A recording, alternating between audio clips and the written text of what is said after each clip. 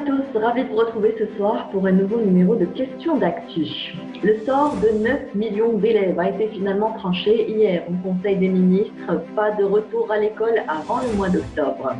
Décision prise après de nombreuses concertations tenues entre les premiers responsables du secteur, les partenaires sociaux ainsi que les parents d'élèves ou l'association des parents d'élèves. Était-ce la meilleure solution? Comment organiser la prochaine rentrée scolaire?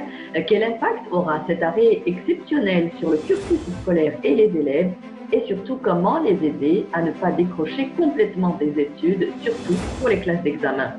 Des questions que nous poserons à nos invités ce soir. Nous aurons avec nous Madame Samia Mezaïb, directrice des études statistiques, de l'évaluation et de la prospective au ministère de l'Éducation nationale, Monsieur Merien, coordinateur national du SNAPES, le syndicat national autonome des professeurs de l'enseignement secondaire et technique, et Madame Djemila Khiyar, présidente de la Fédération nationale des associations de parents d'élèves. À tout de suite.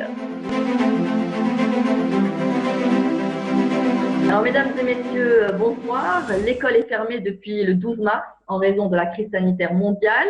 Après plusieurs semaines d'attente et d'incertitude, les élèves et leurs parents sont enfin fixés sur la suite à donner.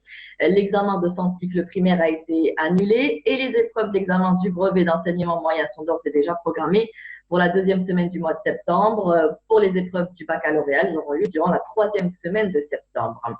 Alors, je vais commencer par vous, Madame Mezaïeb. Vous êtes donc responsable au niveau du ministère de l'Éducation. Était-ce la seule solution envisageable aujourd'hui pour le cursus scolaire?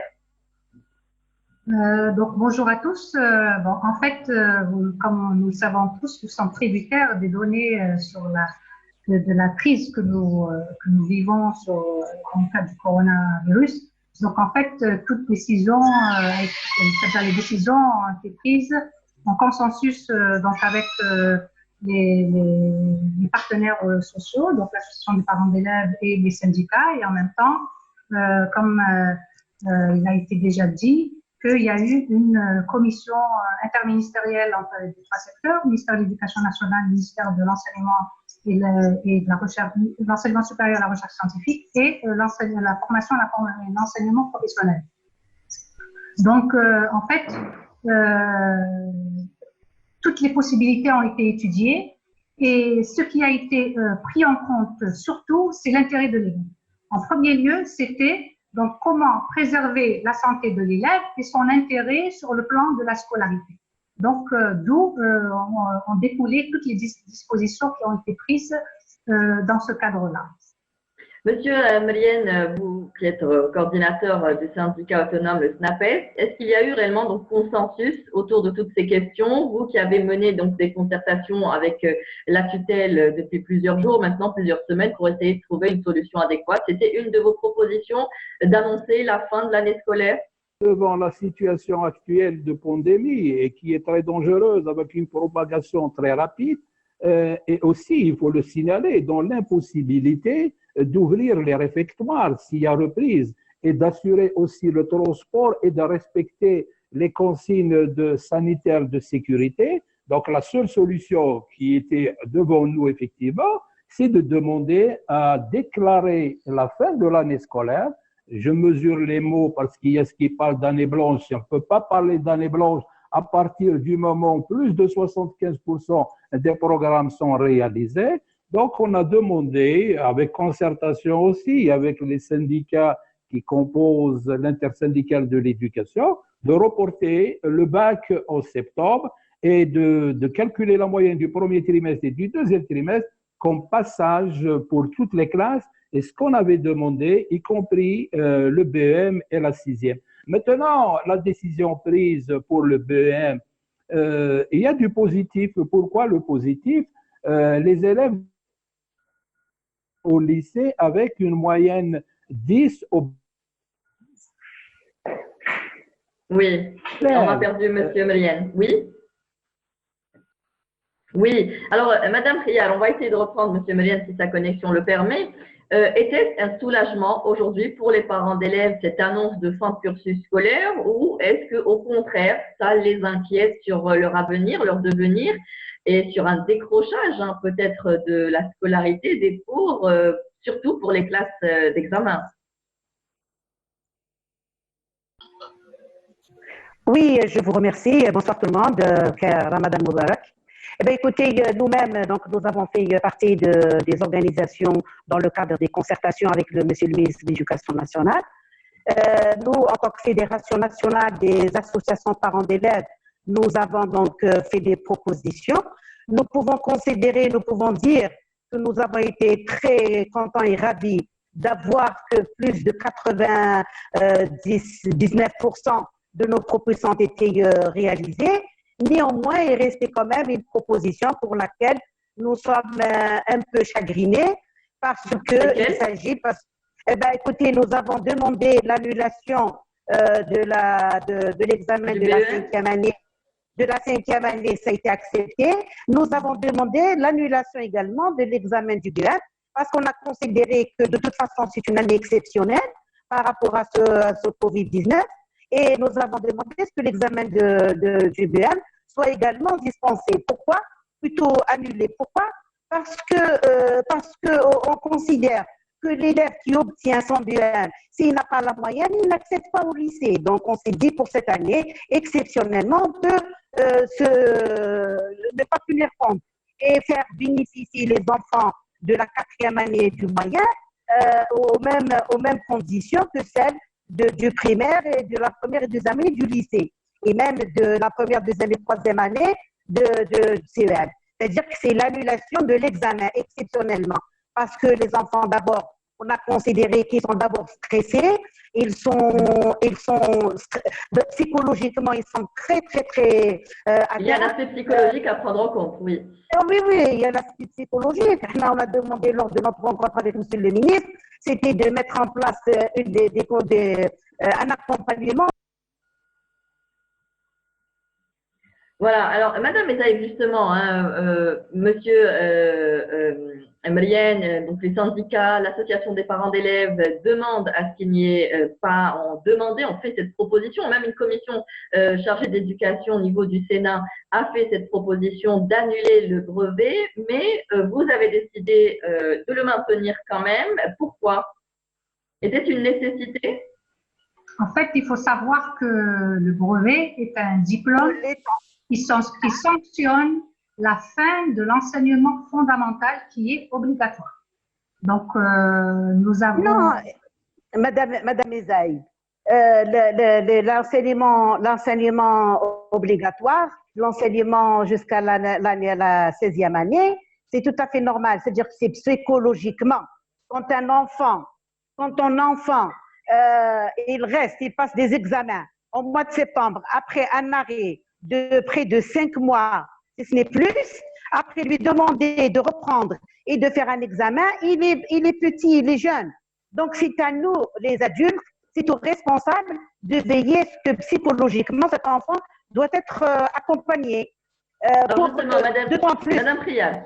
Oui, Madame Prial, je vais donner la parole. Je vais laisser Madame Mezaïeb répondre justement. Madame Mezaïeb, d'accord. Vous avez décidé de maintenir… Oui, Monsieur Melian, on vous reçoit. On vous reçoit, Monsieur Melian. On va vous laisser intervenir. Juste…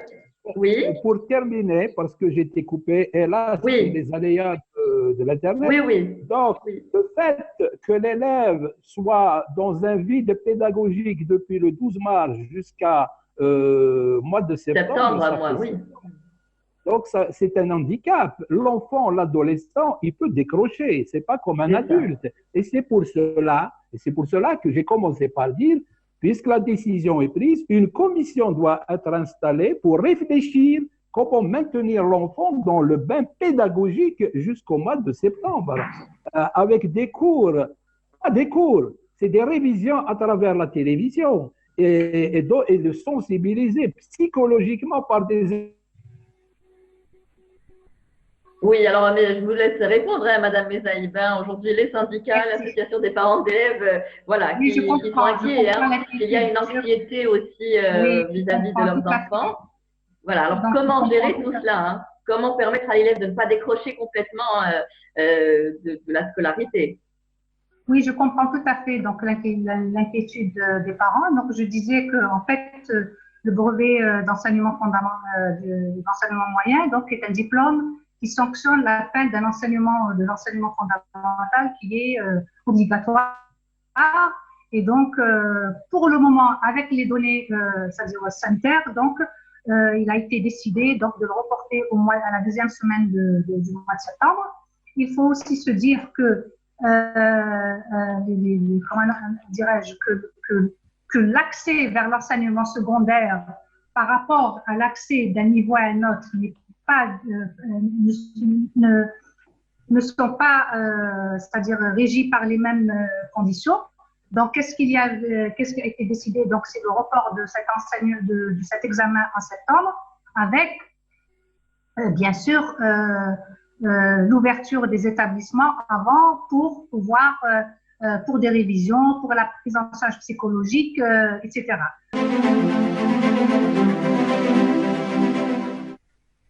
Et voilà, on est tributaire, donc, comme on le voit, de la connexion ce soir. Madame Ezaïb, je vous laisse répondre à Madame Riyad, hein, qui on sent aujourd'hui l'inquiétude et l'anxiété relatée par les parents d'élèves sur toujours cette question du brevet, hein, qui pose problème. C'est la seule question, je pense, qui pose problème, parce qu'on dit que les enfants sont assez jeunes, qu'ils n'arriveront pas peut-être à maîtriser leur stress, leur anxiété après une coupure de 6 mois et d'aller passer un examen juste après l'été, hein, juste après les vacances d'été. Alors, qu'est-il prévu justement pour éviter ce décrochage et rassurer un petit peu les parents d'élèves sur cette situation? Bon, je comprends tout à fait l'inquiétude des parents, mais bon, il faut savoir aussi que cet examen, c'est aussi donc il sanctionne un cycle d'enseignement, donc l'enseignement fondamental qui est obligatoire. C'est un diplôme. C'est aussi un diplôme pour l'enfant dans sa vie. Il a le diplôme du BEM, du baccalauréat. C'est aussi quand même une certaine satisfaction. Et il faut savoir aussi que ce qui va être, comment dirais-je, les sujets qui vont être donc administrés lors des examens vont prendre en charge ce qu'ils ont étudié en classe avec leurs professeurs, c'est-à-dire ce qu'ils ont étudié durant le premier et le deuxième trimestre, sachant que la grande majorité du programme, plus de 75%, même on peut dire plus de 75%, ont été donc traités entre le premier et le deuxième trimestre. Et on se dit aussi que l'école sera ouverte pour les enfants, les élèves de 4e année moyenne et de 3e année secondaire, pour des révisions, pour prendre en charge donc ce qui est certaines difficultés qu'ils auraient. Donc, à partir de quand seront-elles ouvertes ces écoles et quelles moyens seront mis en place la date n'est par pas rapport à la fixée, situation sanitaire? Pour le moment, donc, il est encore trop tôt de fixer une date, mais c'est quand même une des solutions que nous avons envisagées, c'est d'ouvrir cet espace pour les élèves et de pouvoir réviser, pour les prendre en charge sur le plan psychologique, donc qui pourrait les préparer à cet examen-là. Et on avait dit aussi que il y a aussi les résultats de leur contrôle continu en premier trimestre et deuxième trimestre qui sont pris en compte pour l'admission en première année secondaire. Parce que l'admission en première année secondaire, ce n'est pas simplement de réussir à l'examen du BEM. C'est vrai que ceux qui réussissent à cet examen passent d'office. Mais ceux qui ne réussissent pas habituellement, on leur calcule une moyenne d'admission en première année secondaire, qui est la moyenne donc, des notes obtenues à l'examen du BEM, plus la moyenne de l'année. Donc, chaque année, ça va être le premier et le deuxième trimestre, divisé par 2. Et si l'élève a obtenu un 10, est admis. Mais cette fois-ci, comme mesure exceptionnelle, donc il a été décidé donc de baisser cette moyenne-là à un seuil de 9 sur 20. Donc, alors justement, pourquoi baisser la moyenne aujourd'hui? Est-ce que déjà ça ne va pas impacter le niveau? Quel impact ça aura aussi sur la prochaine rentrée scolaire? Pourquoi avoir décidé de baisser les moyennes? Non, ça ne va pas affecter le niveau. Il faut se dire aussi que habituellement, donc les textes le disent, que c'est vrai que la moyenne conventionnelle d'admission d'un niveau à un autre est 10. Il y avait aussi les examens de rattrapage que nous avons l'habitude d'organiser en chaque fin d'année. Et là, maintenant, on ne peut pas organiser ces examens-là vu la conjoncture. Donc, c'est aussi de regroupement. Donc, il faut penser aussi à la santé donc des encadreurs et des enfants. Donc, il y avait aussi les élèves qui obtenaient une note entre 9 et 9,99 qui ne pouvaient pas être admis, qui pouvaient passer.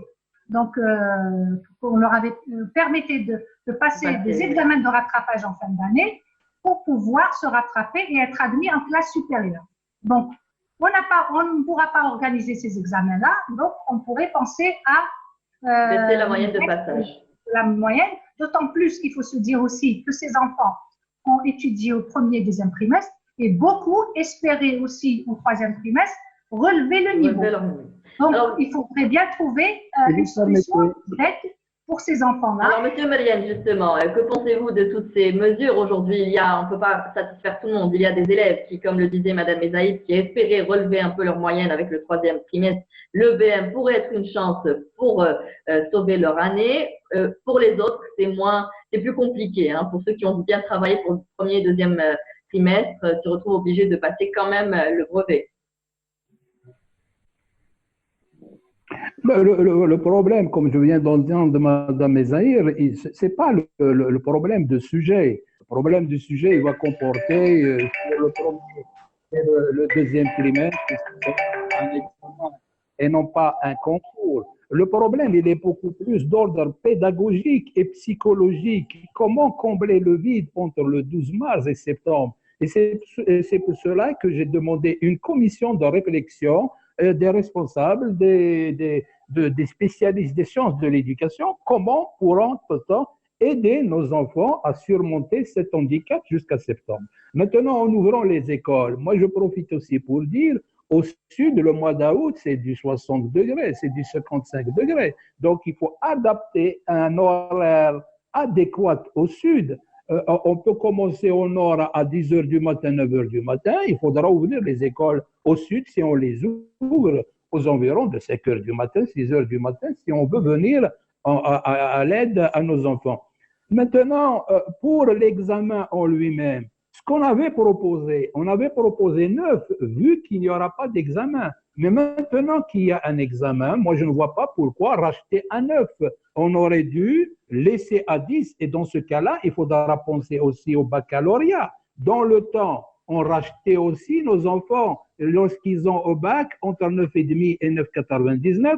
On avait des mécanismes de synthèse qui étaient à l'époque. Exact, la fiche de synthèse, et il y a des possibilités. Si Madame Priap, si vous pouvez juste mettre au silencieux votre téléphone, s'il vous plaît.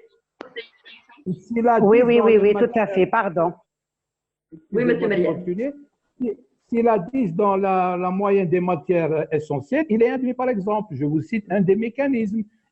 Donc, on doit penser aussi au bac, parce que c'est bien la décision. Il a du positif, comme j'ai dit, avec un 8, je répète ce que j'avais dit, avec un 8,75 de moyenne du premier et du deuxième trimestre, l'enfant risque d'être exclu s'il dépasse 16 ans. Donc, le BM va lui donner une occasion, une chance de réussir au BM, et on a ceux qui réussissent. L'élève, il va vous dire, moi, je mets toutes mes capacités dans l'examen. Maintenant, lorsqu'on parle même à 9 pour le BM, dans ce cas-là, il faudra aussi réfléchir à une méthode de rachat pour le bac, spécifiquement pour cette année, il faudra penser aussi à un rachat. Parce que est-ce envisageable? Pardon? Oui, terminez votre idée, monsieur Melienne, pour donner la parole à Madame Mezaïd. Terminez votre idée. Ok. Madame Priap, vous m'avez oublié. Oui, non, je ne vous ai pas oublié, Madame Priap.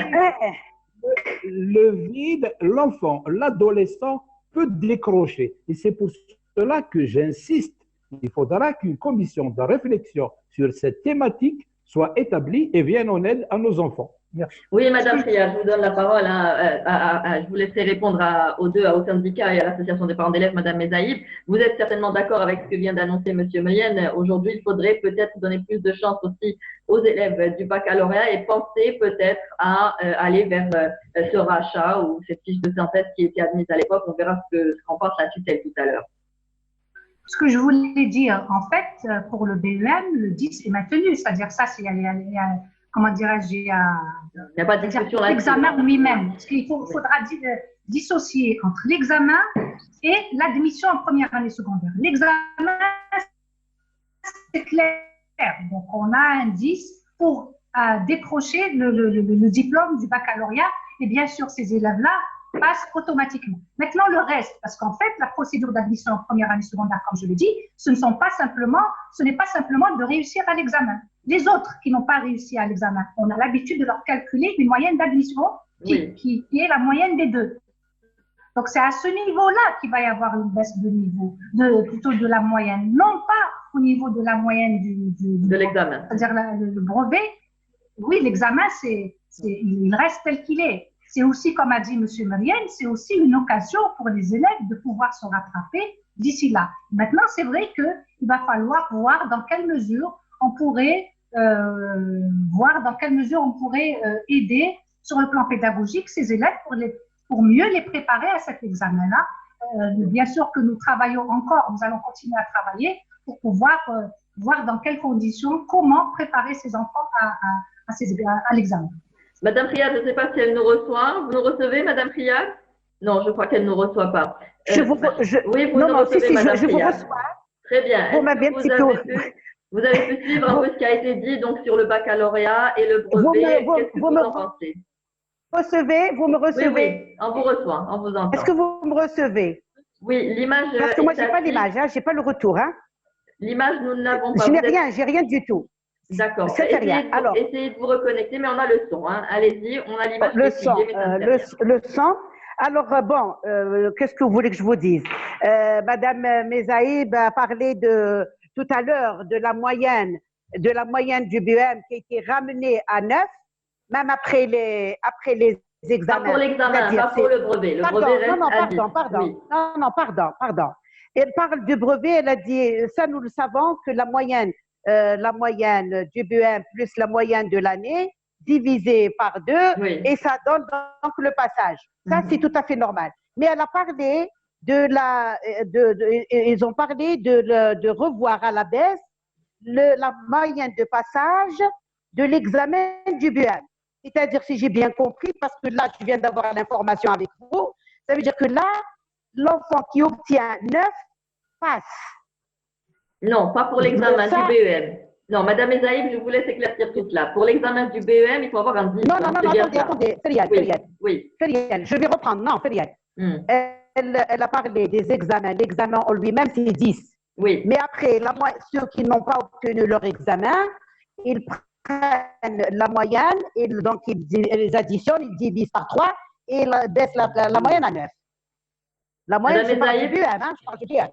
Madame Riyad, je vais laisser Madame Mezaïb vous répondre sur cette question-là. Vous permettez, madame, vous permettez. Un moment, s'il vous plaît. Non, j'ai très bien compris.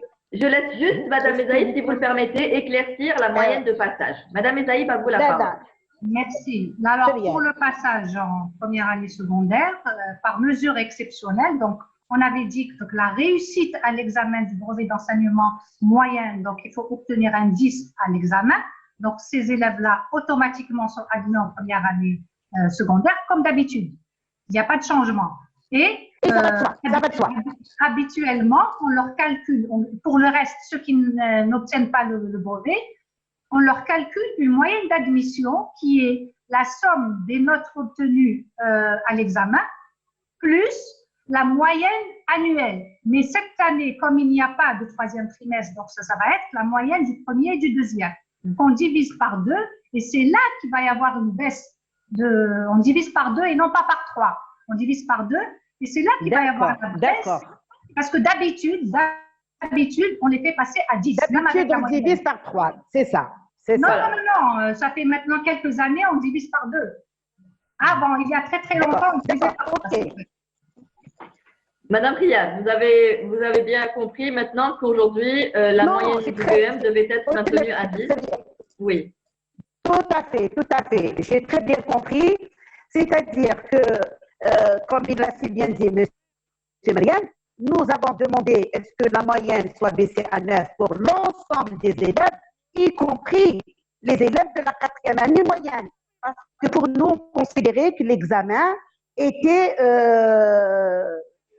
suspendu momentanément par rapport à cette crise du Covid-19. Aujourd'hui, l'élève est là, donc il doit passer son examen à la 2e semaine du mois de septembre. Et là, Mme Isaïe vient d'annoncer que l'école sera ouverte pour les enfants de la 4e et du baccalauréat pour les accompagner dans le cadre de leur révision. Là, maintenant, moi, je pose la question, à quelle date d'abord? Et de 2, est-ce que nous avons réellement les moyens nécessaires de protection par rapport à leur santé, par rapport à leur prise en charge, par rapport. Et puis nous aimerions savoir comment ça va se faire.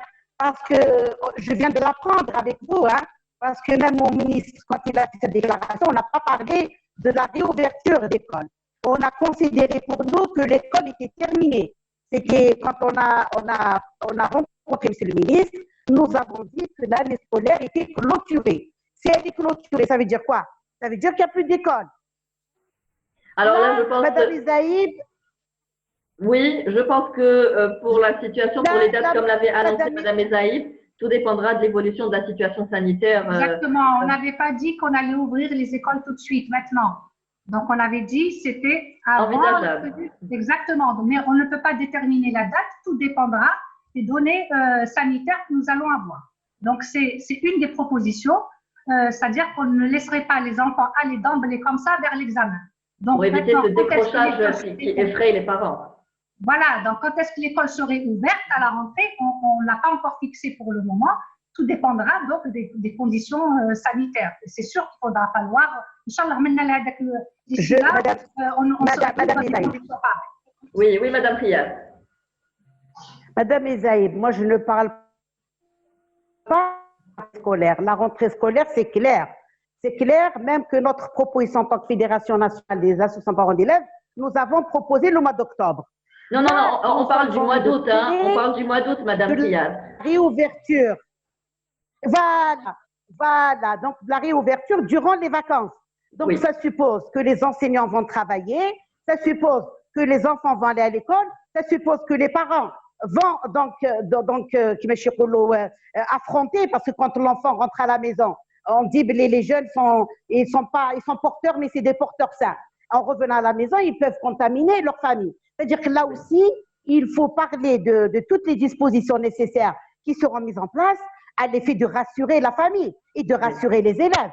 Mais pour l'instant, je pense que rien n'est confirmé vu la situation. C'est juste une proposition, hein, d'après ce que Mme Ezaïb est en train de dire. Monsieur Meliane, vous vouliez réagir? Oui, effectivement, j'entends beaucoup de suppositions, mais il n'y a pas de décision tranchée. Je voudrais revenir un peu sur le passage du collège vers le lycée. Ça a été tout le temps ainsi. Soit, il faut parler ainsi, soit l'enfant a 10 de moyenne au BEM, il est admis au lycée, soit s'il n'a pas 10, on lui ajoute la moyenne générale de l'année scolaire à la moyenne obtenue au BEM. Et on divise par 2. Pourquoi 2? L'année scolaire et le BEM ont le même coefficient 1. Dans le passé, et c'était aussi un projet, on allait mettre le BEM coefficient 2, l'année scolaire coefficient 1. Là, dans ce cas-là, on divisait par 3 dans l'époque. Mais maintenant, on ne divise que par 2 parce que le coefficient du BEM, de la note du BEM et de l'année scolaire sont égaux à 1. Donc, je donne un exemple très simple. L'enfant, il a 12 dans l'année scolaire du 4e AM, il a 8 au BEM, il a 110. 8 plus 12, ça fait 20, divisé par 2, il a 10. Maintenant, j'ai entendu Mme Ezer, elle parle de rabaisser ça, la moyenne de passage. Pour l'enfant qui n'a pas 10 au BEM, on lui calcule la moyenne. S'il a 9, il est admis. Et c'est pour cela que j'ai réenchéri pour dire, par mesure exceptionnelle, pourquoi ne pas penser cette année exceptionnellement au rachat de nos enfants, en tenir compte, et on peut l'élaborer dès maintenant, la fiche de synthèse, où on va ramasser tous les résultats de l'enfant en 3e année, éventuellement essayer de racheter aussi nos enfants vu le confinement. Maintenant, c'est incorrect, et je le dis, du confinement vers l'examen du BEM ou du bac, c'est vraiment antipédagogique. Donc, il faut remettre les enfants dans le bain pédagogique, et c'est ce qu'on a proposé, reprendre le 1er septembre pour les reprendre officiellement, sans faire de suppositions, reprendre officiellement le 1er septembre pour les élèves de terminale et des classes de 4e année, les mettre dans le bain, comme je viens de dire, pédagogique, ne serait-ce dans 15 jours, et passer à l'examen final avec, en tenant compte, le 1er et le 2e trimestre, et c'est faisable, comme j'ai dit, plus de 75% et certaines wilayas 80% du programme est réalisé. Maintenant, c'est une aubaine aussi pour nos enfants, de faire des révisions correctement avec le temps qu'ils ont. Sauf le côté, comme j'ai dit, et j'insiste, psychologique pour les quatrièmes. Oui, qui reste plus jeune que les lycéens. Madame Priya, je vais d'abord donner la parole à Madame Mezaïb dans le même ordre d'idée. La commission d'éducation du Sénat avait transmis plusieurs suggestions, les syndicats, l'association des parents d'élèves, notamment sur l'annulation des matières secondaires de l'examen du baccalauréat. Est-ce qu'une possibilité à ne pas écarter ou pas? C'est-à-dire toutes les matières sont maintenues. C'est-à-dire que il y a, comment dirais-je, tout ce qui a été étudié durant les 2 trimestres sont pris en compte dans l'examen. Donc c'est-à-dire on ne parle pas de supprimer une matière ou l'autre, d'autant plus que plusieurs matières, c'est-à-dire elles sont importantes et puis aussi aident à l'orientation. Donc est-ce qu'on va établir un seuil alors pour les programmes qui ont été prodigués? C'est clair, on a l'habitude, en fait, tous les sujets des examens et des compositions traitent des cours qui ont été, c'est-à-dire étudiés en classe. Donc, on avait dit que le programme du premier et du deuxième trimestre ont été réalisés. Et donc, c'est sur cela que porteront les sujets d'une manière générale. Très bien. Alors, on va essayer d'aller… J'aimerais rapidement, Madame Priya, oui, rapidement. J'aimerais intervenir, si tu permets. Très peu de temps. Écoutez. Bon, c'est très bien. De toute façon, pour nous, les examens se dérouleront sur les sujets, ou du moins les leçons dispensées en classe. Donc là déjà, c'est comme on dit, nous avons le seuil. Oui. Maintenant, il reste que pour le BEM. Lorsque nous allons le passer, vous savez que le BEM, cela engendre beaucoup de préparation et de travail. Ça veut dire qu'il faut permettre à l'enfant d'abord d'avoir ses résultats, ensuite de s'inscrire, ensuite de faire l'orientation, ensuite de permettre aux parents de faire les recours, ensuite de s'inscrire. L'impact que ça aura sur la rentrée scolaire l'année prochaine. L'impact est grand par rapport à la rentrée scolaire. Or, si on décidait de faire fi de cet examen d'une façon exceptionnelle, et de permettre à nos enfants de bénéficier des mêmes conditions. Là, les choses vont aller très simplement, puisque par rapport au baccalauréat, et là je rejoins M. Marianne, moi je suis pour que les enfants du baccalauréat bénéficient également de ce rachat, pourquoi pas? Parce qu'ils ont vécu les mêmes conditions, les mêmes problèmes, et pourquoi pas? Et de deux, les enfants du baccalauréat, d'abord ils sont grands, ils peuvent se prendre en charge et en plus, l'inscription se fera directement avec l'université. C'est-à-dire qu'il n'y a pas d'impact sur la rentrée scolaire. Mais là, les établissements scolaires, les directeurs d'éducation, même les enseignants, c'est-à-dire tout le monde sera perturbé.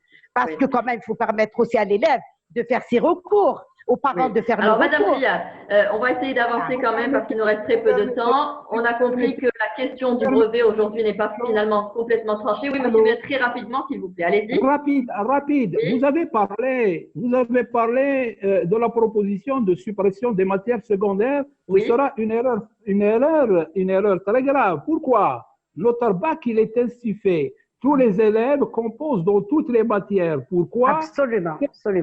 Certaines notes sont compensées par les matières secondaires. Oui, cela faisait partie des propositions. Absolument. Non, mais il faut garder le programme tel qu'il est. Permettez-moi, s'il vous plaît, permettez-moi de terminer. L'enfant, s'il a 15 en anglais, il a 15 en histoire-géo, il va compenser un 6 sur 20 en mathématiques. Notre bac, il est ainsi fait. Et c'est pour cela qu'on a demandé la réforme du bac avec la réforme aussi des coefficients pour vraiment avoir un bac de qualité. Ça, c'est en projet, la réforme du bac. Mais actuellement, supprimer les matières secondaires, c'est sanctionner nos enfants. D'accord, il nous reste moins de 7 minutes. Le 19 mai prochain, il sera lancé dans cette chaîne de télévision thématique publique destinée à l'enseignement à distance. Comment cela va-t-il se passer, Madame Mezaïb? Quel palier sera concerné? Et surtout, comment assurer une égalité des chances pour tous? Est-ce que ces cours seront pris en compte ou finalement c'est juste pour éviter que l'enfant décroche complètement de son année scolaire? En fait, d'abord, c'est une bonne chose pour nous, pour notre système, pour notre pays, d'avoir une chaîne éducative où, bien sûr, ce sera à titre expérimental, mais qui va être développée par la suite mais déjà, donc, nous avons tout un programme qui est préconisé. Je voudrais ajouter aussi quelque chose de très, très important, c'est que tout ce qui n'est pas étudié durant le 3e trimestre, c'est-à-dire les à peu près 4 semaines, oui. Comment les rattraper, vont être rattrapés à la rentrée, au niveau de la classe supérieure, avec un programme avec un plan de réaménagement donc des apprentissages, et même pour ceux qui vont décrocher le baccalauréat au niveau de la première année universitaire. Donc, on s'est entendu donc, avec le ministère de l'Enseignement supérieur et de la Recherche scientifique, donc par rapport aux apprentissages essentiels pour pouvoir suivre le cursus d'études. Donc, ça sera pris en charge par la suite. Donc, il n'y aura pas de perte, même au niveau des connaissances, qui sont déjà programmées. C'est bien de préciser. On terminera sur cette question. Il nous reste 5 minutes. Alors, je vais vous donner la parole à vous trois très rapidement. Madame Priel, je vous pose cette question et vous allez pouvoir y répondre. Okay. On sait qu'au tout départ, le président de la République avait annoncé son envie d'alléger les programmes scolaires. Ne serait-ce pas aujourd'hui l'occasion idéale pour lancer le chantier, d'autant que nous avons pris l'habitude de recourir à chaque fois au seuil des examens. Ne faudrait-il pas avoir certains dispositifs? Absolument, absolument. D'ailleurs, c'est ce que j'ai dit même lors de la rencontre avec Monsieur le ministre. Ce Covid nous a démontré il a démontré les faiblesses. Là, même par rapport à